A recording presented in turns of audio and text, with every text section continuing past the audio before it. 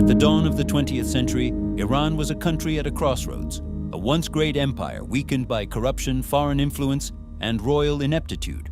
Yet within a few short decades, revolution, war, and revolution would forever change its face. The story of modern Iran, from the fall of its kings to its new ruling potentates, from its oil wealth to its international conflicts, is one of the most dramatic stories in all history.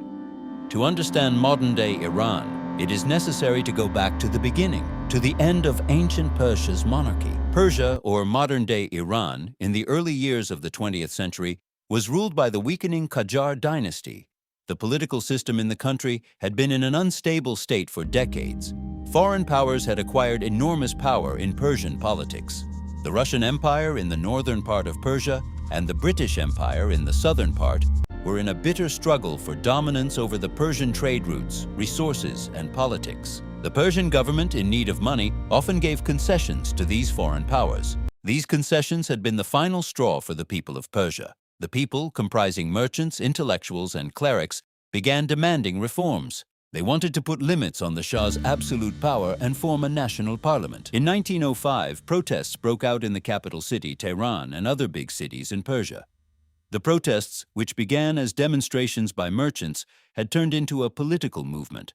The clerics and people had joined in, but by August 1906, the situation had become unbearable, and Shah Muzaffar ad-Din Qajar, in spite of his reluctance, agreed to promulgate a constitution and form a parliament called the Majlis. For the first time in Persian history, the power of the monarchy had been circumscribed by law.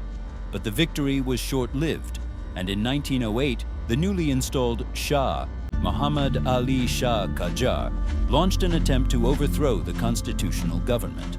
He, with the assistance of the Russian army, ordered the Persian Cossack Brigade to bombard the Iranian parliament building in Tehran. Civil war broke out in the country. Revolutionary forces, led by men from cities such as Tabriz, Isfahan, and Rasht, marched towards the capital. In July 1909, they captured Tehran and the Shah abdicated. The constitutional revolution had been successful, but Persia had not yet achieved political stability, and the stage had been set for the emergence of a great leader. However, Persia remained weak and divided after the victory of the constitutional revolution. The country remained plagued by internal political turmoil and external interference. During World War I, despite the fact that Persia declared itself neutral, the country remained under the occupation of both the Russians and the British.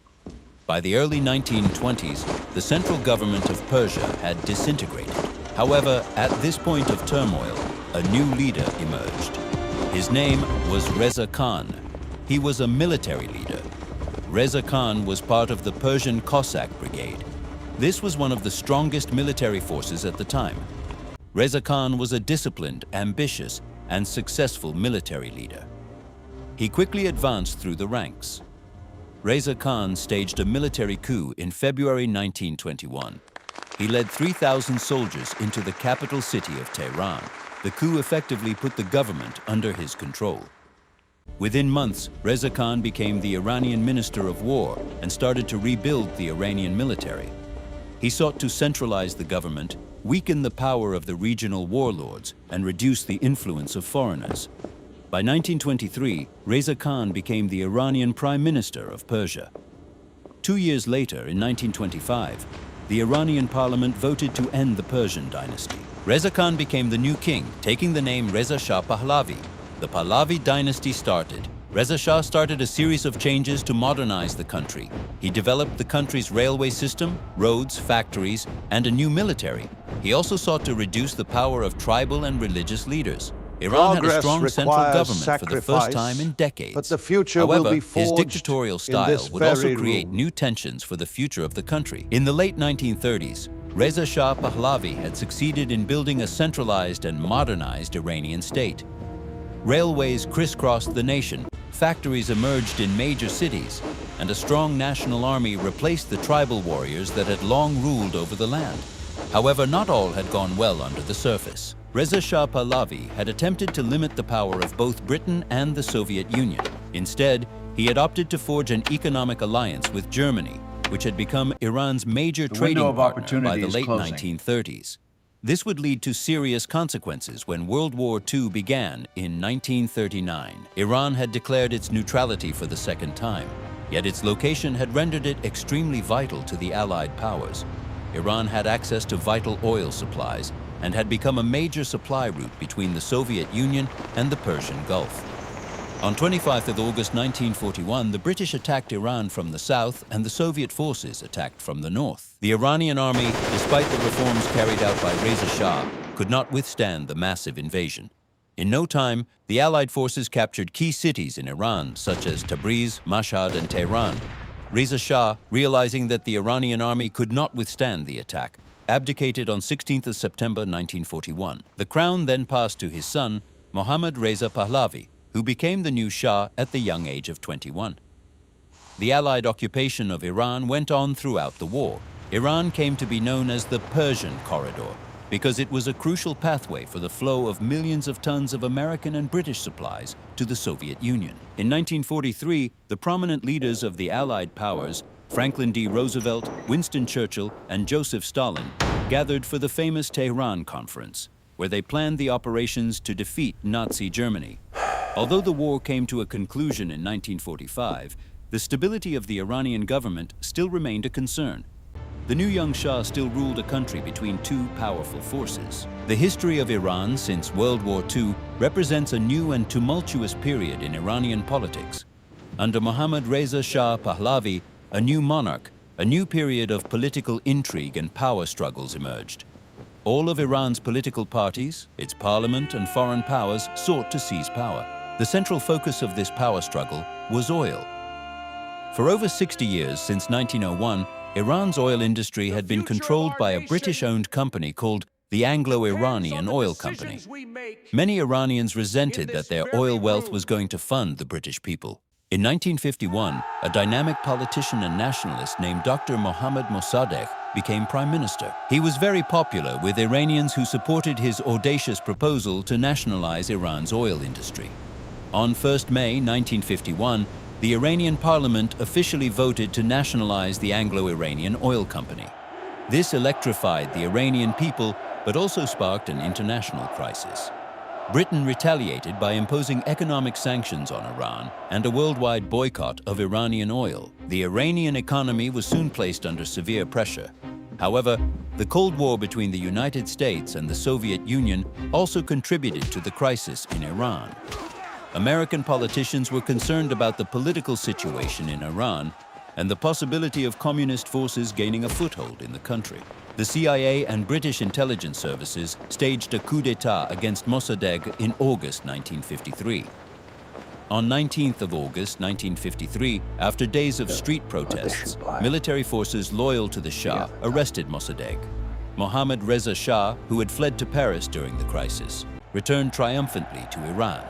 The coup d'etat had far-reaching implications for Iran's future. The coup d'etat ensured the Shah's reign, but also made Iranians resent their foreign governments for interfering in their internal affairs and removing their democratically elected leader.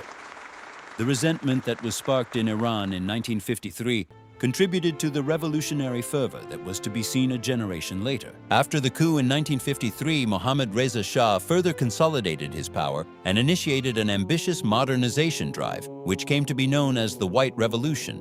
The modernization drive was initiated in 1963, and its goals included the transformation of Iran into a modern and industrialized nation. Land redistribution was initiated, in which the lands of the rich landlords were distributed to millions of farmers in the rural areas.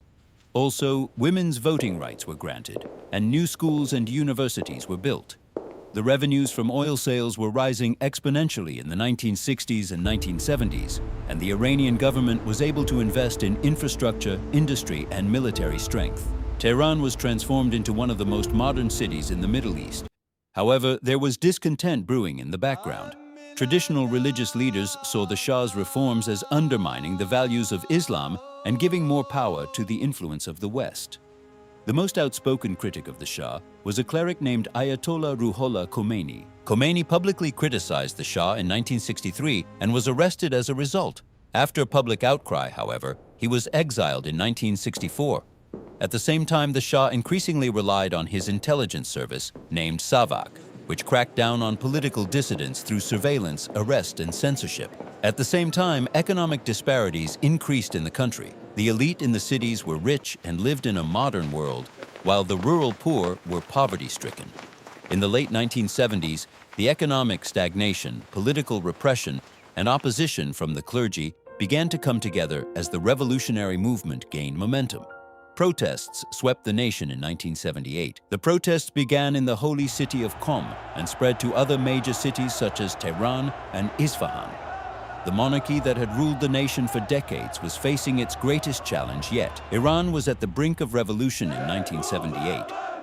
Years of political repression, economic inequality, and discontent with the Shah's pro-Western policies had built up enough momentum for the opposition movement that had formed in the country. The clergy, the students, the workers, and the intellectuals were all part of the growing wave of demonstrations that swept the nation. A cleric named Ayatollah Ruhollah Khomeini, who had been exiled to France, became the symbolic leader of the revolution. His speeches were recorded and smuggled back into the country, energizing the support of the millions of people in the nation. Demonstrations were taking place in all the major cities in the nation. In September 1978, the most violent day of the demonstrations took place. On the 8th of September 1978, the Iranian military opened fire on the demonstrators in the Jaleh Square in Tehran. This day became known as Black Friday. The protests, however, were not put to an end. Instead, they were fueled further by the massacre.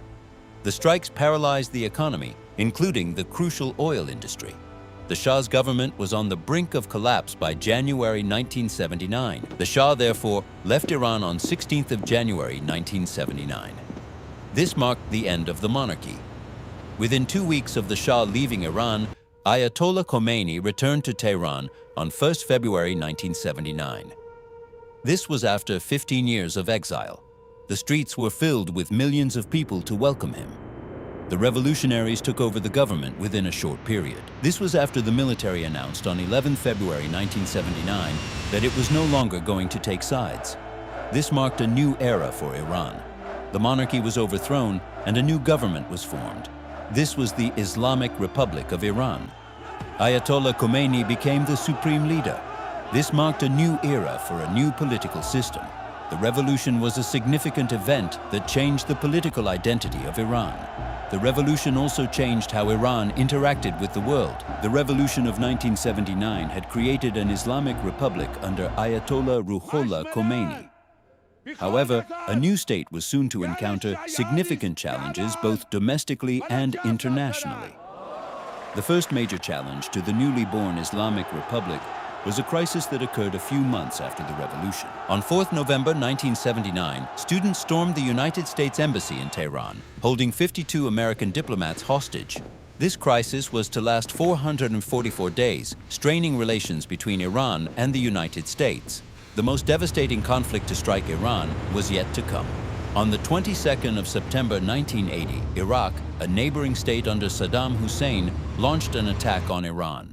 This was to mark the beginning of a long and bloody conflict, dubbed the Iran-Iraq War. Millions of soldiers were to clash on the trenches, deserts, and ruins for 8 long years. The conflict was to come to an end in August 1988, when a ceasefire was brokered by the United Nations. Ayatollah Khomeini died in 1989, and a new supreme leader was appointed, Ayatollah Ali Khamenei.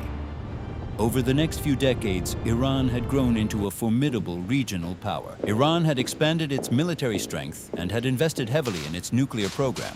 This had put Iran at odds with Western countries and had led to decades of economic sanctions. Despite political tensions, Iran's population had grown significantly over the decades, and its cities had expanded into massive urban centers. Today, Iran is one of the most important and divisive countries in the Middle East. Its history is marked by revolution, war, and politics, and its impact is seen on the international stage. Understanding Iran's history is crucial to understanding its current place in the world.